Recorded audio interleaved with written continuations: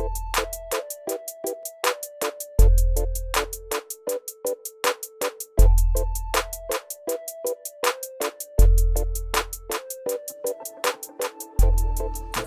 here's the deal. Bookcases kind of suck. They're big and bulky, and they only fit a space if they've been custom designed for it. And when it comes time to move them, the only way you can really move them is if you completely unload them first.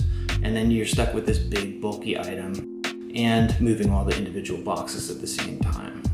But what happens if there was a better way? Enter the modular cube. Just a simple building block like bricks or Legos. These simple cubes can be made of almost anything. Barnwood, pallets, framing lumber, cut-offs. You could go high-end and make out of exotic wood with joinery, or even welded steel. The best part is if you keep the scale the same, you can mix and match different materials. We scaled ours to a 15.5 by 15.5 inch cube. This scale fits almost any book. It's also a good height for a low coffee table or an end table. Stack 2 and you have the perfect height for a desk. Stack 3 and you have a traditional bookshelf or a standing desk. You can arrange them around corners, expand and contract to fit your space. Add drawers and now you have a dresser. Add a cushion and now you have a bench.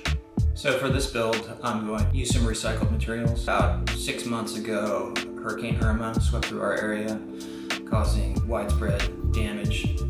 So there's a lot of down fences and outdoor structures that got torn apart. And it kind of blows my mind that people in Puerto Rico still don't have power 6 months later. But anyways, this is the wood.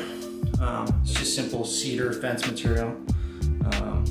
It's getting put in the landfill by truckloads right now, so I was able to rescue some of it, and I'm going to build a simple frame and panel structure with it for this week's build.